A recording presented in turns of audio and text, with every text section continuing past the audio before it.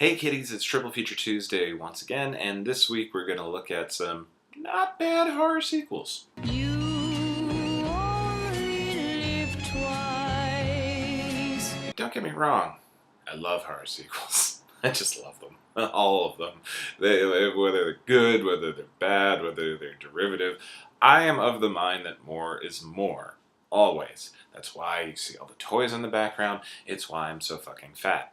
But you get some horror movies that are transcendent. Movies that challenge this genre, if not change the genre, and or create a new one, or bring it to the forefront finally. As a movie studio, you're left with the big problem. How do we make more money off of this? Because we made a lot of money, but we want to make more money. And usually the thing to do is just to whip out another sequel, because it works all the time, and then it becomes a game of diminishing returns, and then you end up with Friday the 13th, Part 8, Jason Takes Manhattan, where Paramount Pictures just didn't give a shit, and just wanted to be done with the whole thing, and then they sold it to New Line. Do you want to get all the people, all the good word-of-mouth people that liked that first one, in for this one? So you have to come up with something that's at least a little bit better than the usual sequel fare, but you're probably just going to fail, because either A, the actual creative forces behind it are not coming back, or B, you just don't want to put that kind of money into it, because it's a horror movie sequel. Who gives a shit? The first horror movie doing as well as it did, that's just found money. This is even more found money, so we can't lose. But then you get these weird examples where you have like this really like thought-provoking, interesting first movie, and then a not bad sequel. It is not the equal to its predecessor, but it's interesting enough. Like, this would have been a good first movie on its own that could have come up with its own franchise. And a lot of the times it sort of does, because, you know, the first one is just kind of a thing that everybody got lucky with, and then the second one is more, you know, let's start commodifying this and really, like, figuring out what makes it work. And then by the third one, we've nailed it. See your Friday the 13th movies, your Nightmare on Elm Street. Hell, James Bond. Every movie after Goldfinger was Goldfinger. Let's just be honest. It was the Dr. No and From Russia with Love are the really interesting ones. And Goldfinger, don't get me wrong, but Dr. No and From Russia with Love are the ones where they're still trying to figure it out. So, we're going to look at 3 movies that had an incredible first movie, and then a good sequel, like a surprisingly good sequel. And so our menu is going to go in increasing order of veering away from what made the first one great. So our menu is going to include Candyman 2, Farewell to the Flesh, The Fly 2, and Book of Shadows, The Blair Witch Project 2. Or is it just Blair Witch 2? It doesn't matter. Candyman, based on the Clive Barker short story The Forbidden, and adapted and directed by Bernard Rose, was a movie so good that the soundtrack composer, Philip Glass, when he finally saw the movie, looked at Bernard Rose in the face and said, "You didn't tell me we were making a horror movie." It's because the script was so interesting. The first movie is all about academia, classicism, gothic romance, tragic heroes, and insanity, and heaping helpings of gore.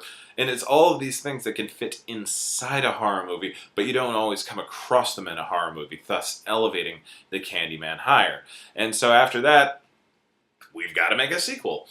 So, 2 actors came back for the sequel. One, of course, Tony Todd as Candyman, because let's be real, if you didn't get Tony Todd to come back to play Candyman, you're not doing a sequel to Candyman. And the second one was Michael Culkin, who plays the briefly seen effete snob academic Purcell.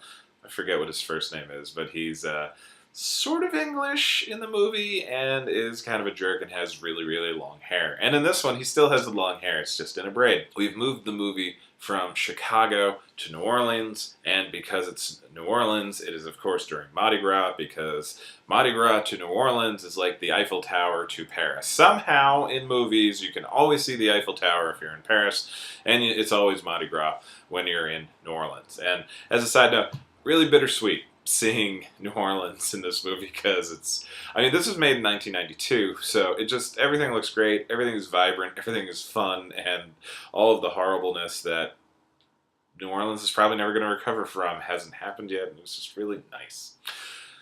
But so, the Candyman is back. The Candyman is killing people that say his name in the mirror 5 times. And actually, as a side note, can we talk about the logic of the Candymans? I'll admit I haven't seen the third one because it looked really bad. But in the first two, the gag is supposed to be you say his name 5 times, he appears and kills you, the speaker of the name 5 times, and then he moves on. The legend continues, everybody's scared, and nobody says it for like a good month or so. You know, you gotta wait. It's like eating and swimming. But if you actually pay attention in these movies, the main character says it, and then it's 90 minutes of everybody around her getting killed who had nothing to do with anything.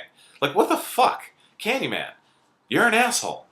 Anyway, since only those two people came back, we had new director Bill Condon of Gods and Monsters fame. He is he's a legit good director. And you also have Clive Barker wrote the idea down for them to flesh out into a screenplay. And it's pretty good. Like, a lot of the stuff you see, you can kind of see the beats of the first movie playing out throughout the whole thing. We have a bit more horror movie logic applied to it because we have to have a way for our hero to win at the end, which is part of what makes the original Candyman so good, is that it's a victory of sorts, but it is not the horror movie victory you're usually looking for. And it's got good performances all around. Kelly Rowan as our main character. Her husband is played by that guy who always plays a jerk, but since, you know, he wasn't a jerk in this one, and he was the husband, you knew he was going to die. Veronica Cartwright makes an appearance, and she's really great, but it's a much more standard horror movie. Oh, and Bill Nunn's in there as well. Radio Raheem, always good. It's just much more conventional, not trying to change the world or, you know, challenge the audience's assumptions at all, but it is a solid horror movie. The scares happen where you need them to. The supernatural is weird. The gore is the gore. It's just kind of, it would be a great horror movie, but for comparing it to the original movie. And that's what makes this set of movies so fascinating for me. The Fly 2. Like father, like son. So, David Cronenberg's The Fly. Do you have 5 hours? I love The Fly so much. I'm not going to go over The Fly too much, but it is basically, it's the story of two people falling in love, and one of them gets an incurable disease, and everything is horrible afterwards. That's what The Fly is actually about. It's just, you know, in the movie, the horrible disease is slowly turning into a 6-foot-tall fusion of a housefly and a human being. So, I mean, it's a sci-fi horror movie because it is disgusting and frightening, but it's also, that's not really what made the movie as good as it was. It was all the other things that you put into the horror movie framework, and that challenges it. And honestly, like, I watch it, it doesn't register as a horror movie for me. It's weird. Like, I know there's a monster and everything in it, but like, if you haven't seen it, the story between Jeff Goldblum, Gina Davis, and John Getz is so goddamn good that, you know, it's sort of incidental that he's turning into this giant creature with Oscar, you know, award-winning special effects, which really can't understate. That movie is so disgustingly beautiful, as, you know, are all great David Cronenberg movies. So, we have to make a sequel. And they did approach David Cronenberg about making a sequel with the caveat that Jeff Goldblum had just flat out said, I want to be in maybe the last 5 minutes if I'm in this movie at all. He didn't want to be typecast as Seth Brundle, and, you know, can you blame him? So Cronenberg had actually come up with a completely different concept for the movie where, like, somehow Seth in the telepod, his, you know, spirit had gotten caught in the computer system, or he had, like, uploaded himself to the computer. And the whole movie was about Gina Davis as Veronica Quaife trying to help Seth get out of the computer and dealing with all the Bartok Industries people. But without Cronenberg, without Goldblum, and then, of course, without Gina Davis, what was the point of that? So, new idea. Remember that Gina Davis was pregnant. Well, at the very beginning, we have pseudo Gina Davis giving birth to Martin.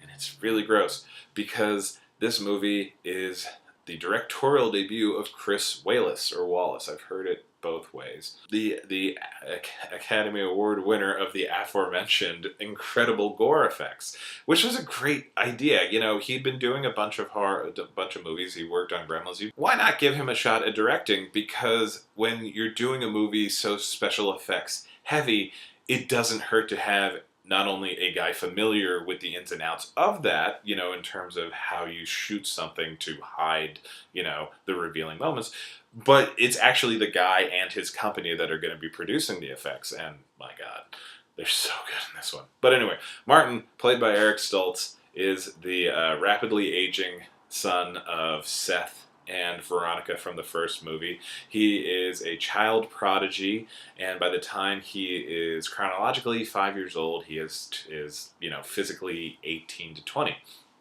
And the reason he's growing so quickly is because he is a bug person. He is going to be turning into a bug, and so we got to get all the regular human stuff out of the way, and then we can turn you into a bug. His movie is, for definitely the first half, if not 2/3, very reminiscent of the first film, where he's a kind of introverted nerd guy because, you know, he's 5 and has no friends. He meets a girl, Daphne Zuniga, who, honest to God, was suggested by Mel Brooks, the producer, because they worked together on Spaceballs. I think that is wonderful. They fall in love, everything's great, but then he starts turning into a fly and everything is horrible. Like, the struggle with what to do and what can you do with this whole thing, that is parts that are reminiscent of the first film. Last third to last half of the movie is just a straight up monster movie. And it's a great monster movie. It's everybody locked in this room with the new fly. And part of what elevates this movie is Chris Wallace and company didn't rest on their laurels. Not only in terms of just, you know, improving on gags that they had in the first film, they approached it differently. Seth, in the first movie, he is a fully grown, fully mature adult that gets this weird thing thrust upon his genetic code, and then everything just mutates, and it is more of a, you know, really specific weird cancer than anything else, and of course that's part of Cronenberg. Whereas Martin, this is his natural life cycle. He is always supposed to do that. So when he turns into the giant bug is not cancerous and grotesque in the Cronenberg way. He's just, you know, gross he is a 7-foot tall insect. But he's strong, he's quick, he's scary, he has much more of a face than the first one. You see a lot of the gremlin designs in Martin, to be honest. But we also have a much more conventional bad guy. The head of the company, Bartok, is kind of running everybody's lives and ruining them in the end, in the process. You have a lot more just horror movie, gore, I'm going to say for gore's sake, for lack of a better phrase, but you have murders and gore in your horror movie because these are the trappings of the convention. And they're done really well. And you get to see Gary Chalk as a pretty solid character throughout the whole thing. Gary Chalk, for Transformer nerds, which I know, I see that look you're giving me, but I am not a Transformer nerd.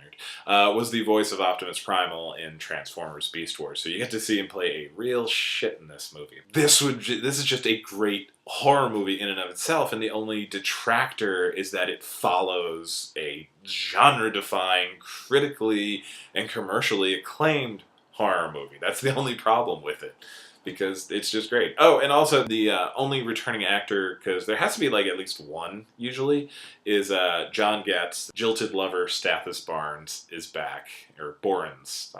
I always heard it Barnes, but then you see it written down as Borens. I always said it, and you know, you read it because I've studied The Fly so much, but we're not going to talk about The Fly because we don't have time. We got to get to our third movie, and our third movie's pretty good. Finally, we have Book of Shadows, Blair Witch 2. Now, I don't like the Blair Witch Project. I've gone on record as not liking the Blair Witch Project. I didn't like the Blair Witch Project the minute the credits started rolling. And don't get me wrong, I was really into the Blair Witch Project up until I saw the actual movie, because they, you know, I was watching the sci-fi special and everything, you know, The Curse of the Blair Witch, and I was just really pumped and scared and freaked out. I mean, I didn't think it was going to be real, but it's like, ooh, this is going to be a really good horror movie.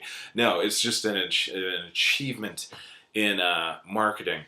But you can't deny event and or impact that the movie had. Not only bringing found footage horror movies into the forefront, but everybody was talking about this. This was the movie, and it was the horror movie. And though I'm in the minority, a lot of people genuinely like it and think it's scary. And I'm not going to say it is the worst thing I've ever seen, but I just don't like it. I think it is long, I think it is boring, and I think the payoffs don't pay off that well. But again, in terms of independent filmmaking, just like throwing a thing together and making an honest to goodness movie out of it, it's a very impressive feat. So, we have Blair Witch Fever. We have to make another one.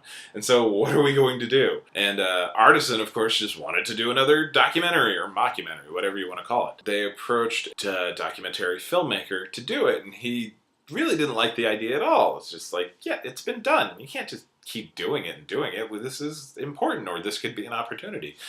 And so they let him rewrite the script, and he came up with this movie that was a lot more interesting than I expected. Don't get me wrong, a lot of this, my esteem for this Book of Shadows movie that I watched this week, could be that the bar was so incredibly low. But I think it was pretty good, like, as it was. Apparently there's also a director's cut that's even better, but, you know, I haven't watched that yet because it doesn't exist yet. But, you know, fingers crossed, Nightbreed came out. Bunch of people have Blair Witch Fever, and they go out to see all the sites that were in the movie. In this movie, the Blair Witch Project was a movie, and I gotta tell you, in terms of ways to open your movie and not getting to get me on your side, seeing the MTV News logo flashing at me first thing, man, not a good call. They're all going out to see whether or not the Blair Witch is actually a thing. Some people in the group think it is, other people don't. They get really drunk, they get really stoned, and they wake up in just a disaster area of what used to be their camp, and miraculously, like, everything is destroyed except the videotapes that document what happened. And so the rest of the movie is them trying to figure out what happened that, like, in the 5 to 6 hours that they don't remember at all, / all of them losing their minds. And you can still see a lot of the interesting ideas in the movie as is. There's a lot of commentary on getting sucked into the movie, sucked into any movie, and then more specifically reactions to the Blair Witch Project and those reactions writ large with all of these kind of over the top, borderline archetypal characters. And even though it's not the greatest thing in the world, there's always something happening on screen, and it's usually, you know, engaging, if not kind of just weird and stupid, as they try to figure out what's happening to them, what happened to them, and, you know, are they going to be arrested for, you know, mass murder or not? I want to track down a copy of this. Somebody did a version of what the director has stated he wanted and or gone into detail on, and so the movie was supposed to be more a little more tongue-in-cheek, a little more meta, messing around with audience expectations and or, you know, playing along with the ideas of the phenomenon of the Blair Witch Project, as opposed to actually, you know, being a straight up horror movie or a sequel to it. And the studio didn't like that at all, so they forced the director to put all this extra gore in that doesn't really I mean, I'm not going to say I don't like gore in my horror movies, but I like it to serve a purpose, and this was more just confusing and or undercutting all the better points that the movie was trying to make.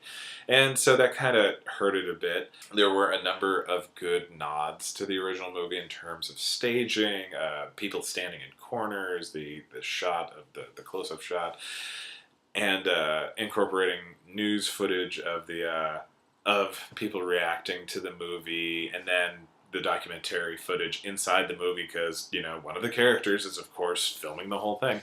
And I also liked that they kept the gag of character names are the same as the actors' names. It took me a minute to notice, it's like, oh, Jeff is being played by Jeffrey Donovan, Kim is being played by Kim Director, and then, like, I looked up everybody else, like, oh, it's all the same first name. So that's kind of fun and in keeping of it. The performances are really good. They're really interesting. The Tristan Schuyler, or played by Tristan Ryler, or Tristan Ryler, played by Tristan Schuyler, does a lot of good crazy towards the end. Kim Director is usually a good time. I love Jeffrey Donovan, the Burn Notice guy. I want to believe he's not a jerk in real life, but my God, he plays such a good asshole in, like, every other thing that he's in. But it was very entertaining, but it is completely different from the first movie, but it's a good... I was very entertained by this movie, and I was not expecting that at all. But because it's completely different, we focus on this last. And so we have 3 sequels to, you know, groundbreaking horror movies that were good in and of themselves. Their problem is just like they're not the original thing, which was, you know, a bar nobody was ever gonna live up to, or it's just completely weird and everything was a flash in the pan for Blair Witch. I'll see you guys on the next video.